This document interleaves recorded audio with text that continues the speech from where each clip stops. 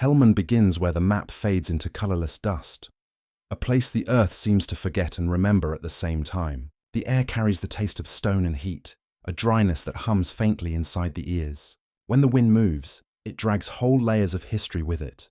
Whispers of caravans, the hollow thud of hooves long turned to sand, the rustle of forgotten banners that once caught the same restless air. Nothing here stands still, not even silence. It shifts, grinds, breathes. The locals say the wind remembers. They tell of valleys where the air speaks in sighs, where every grain of dust was once a word. Sometimes it sounds like prayer, sometimes like mourning. To those who've lived here too long, the difference no longer matters. The desert accepts all languages, then erases them evenly. Before soldiers, before borders, before radio towers blinking in the heat, there were only these currents, invisible and eternal. They carved the land and softened bone. Even now, they slip through empty villages and cracked fort walls, whispering names no one can translate. The sun lowers like a red coin behind the hills, and the wind answers in its own language. In Helmand, you do not listen to the wind. You listen through it, and somewhere behind that sound, faint as the memory of breath, the desert listens back.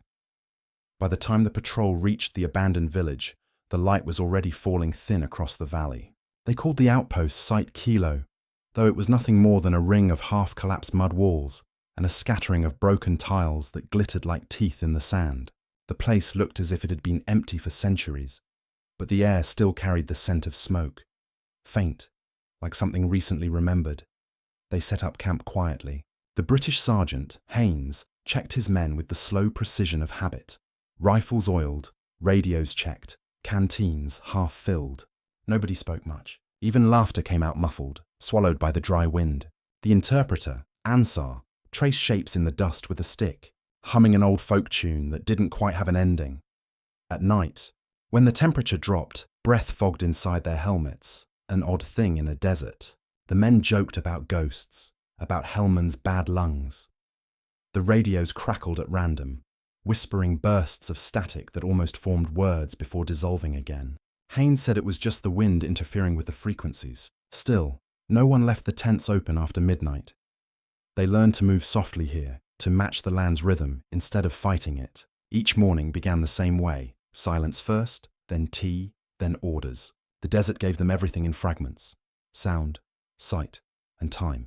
It felt like living inside someone else's dream, one that could end if you spoke too loudly. Somewhere beyond the hills, gunfire echoed faintly, too distant to be real. The men listened without reacting. Routine was safety, noise was permission to remember, and memory was something best left buried beneath the sand. It was just after dusk when the wind turned. No one saw it happen, they only felt it. A shift so small it could have been imagined. A soft reversal in the way the sand pressed against their boots. The air cooled, then grew heavy, as though the whole desert had paused to take a deeper breath. From the observation post, Haynes noticed the flags hanging limp, not falling east as usual, but trembling toward the west. Then came the sound. It began as a low hum, not quite mechanical, not quite natural. Something caught between electricity and breath. The radio, still tuned to command frequency, began to murmur in that same tone. It wasn't static exactly. It was more like a pulse. Ansar leaned in, listening, then stepped back slowly, his face drained. "It's saying something," he whispered. "In Dari, maybe, but the words don't belong together." The others laughed it off, as soldiers must. A joke about the desert being bilingual. A cigarette passed from hand to hand. Yet when night thickened, no one spoke again. Even laughter sounded too loud. The wind hissed around the tents, brushing the fabric in long, even strokes, like something tracing its way through memory. Before sleep, Haynes stepped outside once more. The horizon glowed faintly with static lightning that never struck. He closed his eyes and listened. The wind seemed to be breathing near his ear. Slow, deliberate, almost human. When he turned, no one was there. Inside the tent, the radio crackled once and fell silent.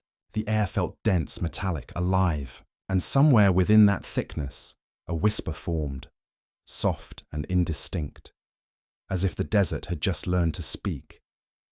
Days in Helmand did not pass. They simply repeated. The men at Site Kilo learned to live inside a single, unbroken loop of sound and sand. Morning checks, tea boiling in dented tins, the slow rhythm of boots on gravel. Even their voices seemed rehearsed, worn smooth by repetition. Nothing ever changed, except the color of the light. Haynes kept the routine sacred. He said it was the only thing that kept men sane out here. Order against the drift of emptiness. Each dawn he walked the perimeter, boots crunching softly, counting breaths, counting fences. The interpreter, Ansar, kept a small radio tucked into his jacket, tuning to shortwave frequencies that sometimes caught music from across the border. Faint, washed-out melodies that sounded like they were played underwater. He said they reminded him of home, but lately, nights had become strange. Men woke coughing, gasping, claiming the air thickened after midnight. One swore he felt the tent shrink around him, pressing against his chest. Another said his dreams were full of wind, whispering in syllables he couldn't understand. They told these stories over breakfast, laughing too quickly, pretending it was just fatigue. The medics found nothing wrong. The commander blamed dehydration. Still, every man began checking his breathing before sleep. One slow inhale, one careful exhale, like testing an invisible boundary, and yet, for all the unease, the desert remained quiet. Steady, almost tender, it lulled them with sameness, smoothing each edge of fear until only habit remained. They grew accustomed to the hush between gusts, the strange calm before dawn. Helmand, they said, was a place that remembered everything except the sound of men sleeping. Ansar began hearing it first. Not voices exactly, but fragments of language wrapped inside the wind. It came late, when the camp fell quiet, and even the generators stopped humming. He would sit near the edge of the compound, headphones pressed to one ear, tuning through static until he found that thin, trembling sound. To anyone else, it was just interference. To him, it sounded almost human. He started recording it on a small handheld device, the kind journalists used before phones became cameras. Each night, he labeled the tapes by date and hour, as if he were keeping a diary through frequencies. When he played them back for Haynes, the sound was faint but distinct. Half-formed syllables, whispers stretched thin by distance. Some nights, Ansar said he heard his own name. Other times it was a prayer he recognized but couldn't finish. The last words swallowed by static. The others teased him gently. "The wind likes you," they said. "Maybe it wants a translation." He smiled back, but stopped laughing first. Sleep became harder. His eyes carried that faraway glaze of someone listening for something he wished he hadn't found. One evening, he played the latest tape, expecting the usual distortion. Instead, there was nothing. No static, no hum, just silence. Not the natural kind, but a recorded absence, thick and heavy, as if the air itself had stopped vibrating. He rewound. Nothing. Fast-forwarded. Still nothing. The recorder was fine. The wind was not. That night, the entire base felt quieter. Even the tents seemed to hold their breath. Ansar told Haynes he thought the wind had stopped listening back. Haynes said nothing. He simply turned off his radio, just in case. And for the first time since arriving at Site Kilo, no one played music before sleep. 2 nights later, a storm appeared on the horizon. A solid wall of dust rising out of the desert like a bruise. It stretched for miles, vast and motionless, glowing faintly under the half-moon. The men saw it first through the night scope. A dense curtain of sand, perfectly still. It didn't roll forward, didn't fade, just hovered there, as if the world had forgotten how to finish the gesture. Haynes called it in, expecting confirmation from the weather station, but their instruments showed clear skies. No wind speeds, no atmospheric pressure shift, just emptiness. Ansar said quietly that storms sometimes wait, that the land decides when to release them. The others laughed, though their eyes stayed fixed on the horizon. By midnight, the temperature dropped fast. A strange pressure filled the air. Not heat or cold, but weight. A subtle heaviness on the chest that made breathing feel deliberate. Radios went dead one by one, their static replaced by a thin ringing sound that didn't fade when switched off. Someone muttered that it sounded like the inside of a seashell. Another said it sounded like breath being held. They stayed up until dawn, waiting for the storm to move. It never did. When the first light came, the wall of dust was still there, pale and solid. But by the time the men blinked against the glare, it was gone. Vanished without wind or trace. Only a dry electric stillness lingered in its place, humming low in the bones. That morning, nobody mentioned the storm. But from then on, whenever the air grew too quiet, the men would glance east, half expecting to see it waiting for them again. The first blackout came without warning. One moment, the radios buzzed with the usual chatter from command. The next, everything fell into a low, rhythmic pulse. Haynes thought it was a local outage. Solar interference, maybe. But when he switched channels, the same pulse followed, steady and calm, as though every frequency had learned to breathe in unison. They logged the disruption by the hour, marking each silence like an entry in a field diary. 48 hours passed before the signal returned, but something was wrong with the playback. The transmissions repeated conversations they'd already had. Roll calls, orders, even jokes from the mess tent, but rearranged.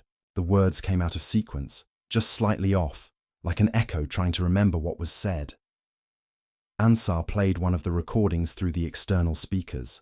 The voice that answered was unmistakably human, yet no one on base recognized it. It spoke English, with an accent that shifted mid-sentence, repeating fragments of past messages. Grid 27, negative contact. Copy, copy. Then a name none of them knew. They played it again. The name changed. At first, Haynes dismissed it as corrupted audio, some feedback loop between transmitters. But when he opened the equipment logs, each recording bore a timestamp that didn't match any known clock on base. Times that hadn't existed, seconds out of order. The men began to lower their voices at night, afraid the signal might be listening. They used hand gestures more, nods, half smiles. The desert around them had gone too still, and even the wind seemed to hesitate before passing through. Somewhere in that silence, the radio clicked once, a single inhalation, and then nothing, as if the air itself had pressed record. The next morning, a field engineer named Carter arrived from the nearest forward base.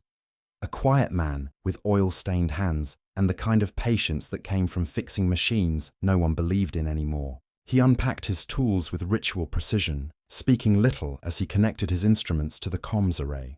The soldiers watched from a distance, half relieved to see someone who treated the mystery like a problem with screws and wires.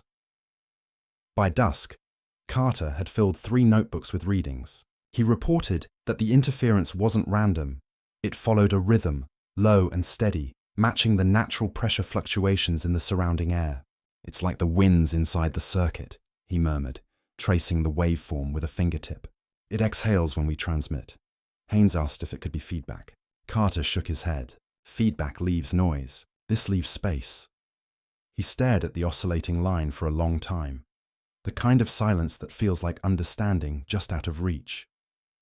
That night, he sat alone in the comms tent, still recording. Around 2 a.m., the log shows one final entry. Signal rising. Not external. Tracing source. Adjusting gain. And then the pen drags off the page. In the morning, Carter was gone.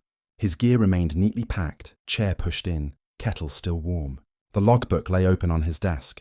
On the last page, written in his careful block letters, were 3 words. "It found me." After Carter vanished, the base felt wrong in ways no one could define. It wasn't fear exactly, more like a quiet pressure in the lungs, a sense that every breath had to be earned. The men stopped talking about the radio. They stopped talking much at all. That night, humidity rose without reason. Condensation gathered along the steel supports of the command post, small droplets forming patterns like fingerprints. Haynes wiped his palm across the wall. It came away wet, though the air outside was dry as bone. A faint mist hung near the ceiling, shimmering whenever the lights flickered. Then the sound began. A low, steady inhaling that didn't belong to any man in the room. It came from everywhere and nowhere at once, syncing with their breathing, slower, deeper, as if the structure itself was drawing air through its seams. The walls flexed imperceptibly with each pulse of the wind outside, the canvas trembling like skin under shallow breath. Ansar whispered that the base was alive. No one laughed this time. Even the machines seemed to listen, their dials twitching softly in rhythm. The men stood still, afraid that movement might make the sound change. Then, as quickly as it had come, the breathing stopped. The silence that followed felt enormous. Not relief, but vacancy. Haynes exhaled, realizing he'd been holding his breath the whole time. Outside, the desert wind stirred once, almost gently, as if returning what it had borrowed.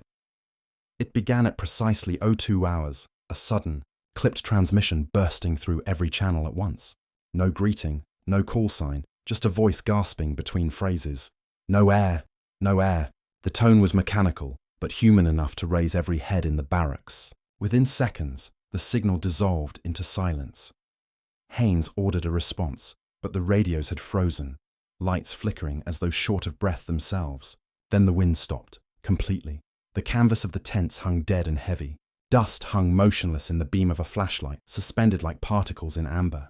The whole valley seemed paused, waiting for something that would not come. The men ran into the open, eyes stinging from the stillness. 2 soldiers lay face down near the antenna mast, unmoving. Their gear was intact, weapons untouched, but their lips were tinged with blue. Haynes knelt beside them, pulse faint, lungs clear, no signs of injury. They were breathing shallowly, like men drowning in dry air. "Get the medics," someone whispered, though the sound seemed muffled, distant. Even shouting felt useless. Words didn't travel the same way. The desert had swallowed its own echo. Above them, the sky looked lower, flattened by pressure. The stars burned pale, their light dulled. Ansar muttered that the world had forgotten how to move. Every man could feel it. The air refusing to flow, each breath scraping like sand through a narrow gap. Then, as suddenly as it had stopped, the wind exhaled. One long, shuddering gust that tore through the camp, knocking papers, dust, and fear back into motion. The radios flared to life again, screaming static that sounded almost like someone finally taking a breath. For the next 4 hours, time seemed to fold inward. The camp moved in slow motion, voices reduced to whispers, movements deliberate and small. The men tried to keep working, pretending normalcy, but every few minutes someone would pause to take a careful, measured breath, just to make sure it still worked. The air felt wrong, not thin, not heavy, simply different, as though it no longer wanted to be shared. The medics checked the 2 unconscious soldiers repeatedly. Their vitals read fine, oxygen levels normal, heart rate steady. Yet every time one of them inhaled, the machines flickered, as if registering something extra, an invisible pressure not meant for lungs. Haynes read the data twice before setting the clipboard down, his hand trembling slightly. "It's not them," he said quietly. "It's the air." By 03:15, more men began gasping. No panic, only confusion. Calm voices describing the sensation of suffocating inside open space. Ansar sat cross-legged near the entrance, his face damp with sweat. He said it felt like breathing through someone else's lungs, like borrowing life that didn't belong to you. No one corrected him. The base was utterly still. Flags hung limp, ropes motionless, as if gravity itself were waiting. Even the sand seemed to hold shape mid-drift, caught between exhale and inhale. The silence pressed against the eardrums until it became a tone, soft and constant. A few men claimed to hear whispers layered beneath it, faint phrases looping through the static of their own breath. "It's not yours. Give it back." At 05:40, just before sunrise, the pressure broke. The desert exhaled all at once, violent and immediate. Tents flapped, cups rolled, loose papers spiraled into the air. Men fell to their knees, coughing, laughing, gasping greedily, as if emerging from deep water. When the wind settled, it carried a strange sweetness, almost metallic, the kind of air that felt new, like something freshly made. Haynes looked up at the horizon, dawn spreading in pale orange light, and realized that for the first time in hours, the desert sounded alive again. By dawn, the light arrived without warmth. It spilled softly over the dunes, a muted gold that turned the valley into a basin of still reflection. The wind had calmed, its violence spent, leaving behind a silence so pure it seemed deliberate. The men moved slowly, touching their faces, testing their breath as though relearning a forgotten instinct. Every inhale sounded louder in the quiet, fragile and miraculous. Haynes stood near the antenna mast, watching dust rise in faint spirals that caught the sun like smoke from an invisible fire. Around him, the desert shimmered, not from heat, but from something subtler, a pulse beneath vision, like air remembering how to move. Ansar sat beside the medical tent, eyes closed, murmuring in half-sleep. He said he could still hear it. A voice carried just below the edge of sound, calling softly in no known language. The others didn't answer. They were listening too. Even the radios remained silent, the static gone as if it had been satisfied. Somewhere far off, the horizon quivered in pale light. a gentle mirage that came and went like breath itself. When the sun finally cleared the ridge, the wind returned. One slow gust sweeping through the camp, touching each man with equal care. It wasn't hostile anymore. It felt almost kind. And beneath that whispering wind, faint but certain, the desert seemed to breathe a name that none of them could quite remember. The report was written 3 days later, compiled from half-legible notes and audio fragments recovered from Site Kilo. It began like any bureaucratic document, precise, impersonal, structured by timestamps and procedural language. The summary listed the cause as localized asphyxia of undetermined origin. Beneath that, no chemical agents detected, no environmental anomaly recorded. The words sounded confident, but the tone betrayed exhaustion, as if the officer drafting them no longer trusted the weight of evidence. Attached were several pages of medical readings. Oxygen saturation normal, pulse irregular, blood samples unremarkable. In the margins, someone had scrawled a question in pencil. Why did they stop breathing when the air was fine? No one answered. The 2 soldiers recovered consciousness, but remembered nothing. Both described a single recurring image, standing in a field of dust that didn't move. One said it felt like being inside a paused film. The other refused to speak after that. Toward the end of the file, a translation appeared, provided by Ansar, a local term found in the notes of earlier patrols. Badi Shaitan, the demon wind. According to folklore, it was not a storm but a spirit that borrowed breath from the living to keep itself whole. The entry ended there, with no analysis. The final page contained a brief closing remark. Recommend area sealed for further study. Below it, the signature line was blank. The last line of the typed report, cut mid-word by the page's edge, read simply, personnel stable, conditions improving, breathing, and then nothing more. Months later, when the unit had rotated out and the camp was little more than a shape erased by sand, Ansar returned home. The city felt too loud after Helmand, too full of air. At night, the hum of ceiling fans reminded him of the radio's pulse. He told his wife it helped him sleep, though it never really did. Sometimes, just before dawn, he would wake gasping, convinced the air in the room had turned thick again. Doctors found nothing wrong. They called it anxiety, residual trauma. He nodded politely, but deep down, he knew the truth wasn't something that could be measured. The wind had followed him, not as a sound, but as a memory of silence. He began to hear it when everything else went still, in elevators, tunnels, even between breaths during prayer, a faint undertone, steady and deliberate, as if something invisible was breathing beside him. At first it frightened him. Later, it became a kind of rhythm, a heartbeat that wasn't his. When asked about Helmand, he said little, only that some winds don't stop when you leave them behind. They learn your breath and wait. One evening, sitting alone beneath the rotating fan, he smiled faintly and whispered something in Dari. A blessing or apology, even he wasn't sure. The fan kept turning. The air felt gentle again, but the wind outside never quite stopped knocking at the window. Years later, the outpost was gone. The coordinates still existed on paper, but the landscape had swallowed every trace. Satellite images showed only ripples of pale sand, sculpted into strange symmetrical shapes that analysts labeled Aeolian formations. From above, they looked eerily precise, curved bands radiating outward from the center of the old camp, like frozen sound waves. A report circulated quietly among engineers who had studied atmospheric resonance. One suggested that under certain conditions, low-frequency pressure shifts could leave physical imprints in granular terrain. Another disagreed, noting that the pattern's intervals matched no natural spectrum. The discussion ended there, archived under non-repeatable anomaly. No one returned to verify it. The coordinates were redacted in subsequent maps, the terrain marked as unstable. Those who had served at Site Kilo rarely spoke of it. And yet, when the wind moved through that part of Helmand, local shepherds claimed the dunes made a low humming sound, faint and rhythmic, not whistling but breathing. They said it came from beneath the ground, from the memory of something that once tried to speak. In official documents, it was dismissed as myth, but myths, like wind, don't always need permission to continue. The file resurfaced 13 years later, tucked into a batch of declassified incident reports from the Helmand campaign. It was thin, 12 pages, water-stained, some lines blacked out, others fading into blankness. The cover sheet bore no insignia, only the word unresolved.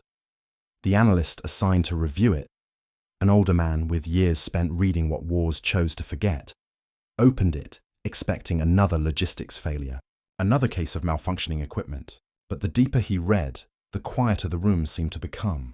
The language of the report was cold, clinical, yet threaded with unease. Sentences ended mid-thought. Timestamps contradicted each other. Several signatures were missing, including the author's. On page 9, a paragraph described the event at Site Kilo in detached precision. Wind ceased. Personnel reported sensation of suffocation. Environmental readings stable. Audible phenomena recorded but not identified. The accompanying transcript was corrupted. The audio file played only a soft rhythmic pulse. The analyst leaned closer to his monitor. The pulse quickened slightly as if reacting. He stopped the playback and scrolled to the final page. At the bottom, in handwriting unlisted anywhere else, were 4 words scrawled across the margin. "It still breathes here." He sat back, uncertain whether the phrase was a warning, a confession, or a simple observation. For a long time he listened, not to the file, but to the silence around him. It felt heavier than before, full of some quiet recognition. Later, in his official notes, he wrote only one line. No further analysis required. But that night, when the office emptied and the air conditioning clicked off, he thought he heard something moving behind the static of the lights. Slow, steady, patient, like breath returning to a long-forgotten place. By the time the last pages of the report faded into the archive, Helmand had already reclaimed itself. The dunes moved again, slow and indifferent, swallowing trenches, roads and memories. The wind flowed freely over the same ground where Site Kilo once stood, unbothered by what it had witnessed. It carried no malice, only the same steady rhythm that had been there long before men tried to measure it. At sunrise, the desert looked almost tender. The sand glowed like amber dust, rippling in waves that shimmered with invisible motion. Somewhere beneath those shifting layers, pieces of canvas and metal slept, wrapped in silence. Every few years, a storm would uncover them for a single afternoon before burying them again, as though the land were breathing in and out, deciding what to remember. The locals say the wind never truly leaves that valley. They say it waits. On quiet days, when the air feels too still, shepherds claim they can hear a low murmur travelling between the dunes. Not words, not music, just a tone that moves like a heartbeat beneath the soil. Some call it the demon wind. Others say it's simply the desert speaking to itself. If you stand there long enough, the sound begins to match your own breathing. It slows you down, softens the edge of thought, and leaves you with the strange feeling that you are being listened to. Perhaps that is what the soldiers heard. Not a curse, but recognition.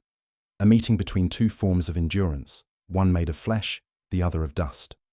When night comes, the air cools again, and the stars sharpen over the ridges. The wind rises, patient and endless, folding everything into its rhythm. And somewhere in that rhythm, in the hush between each passing breath, the desert remembers.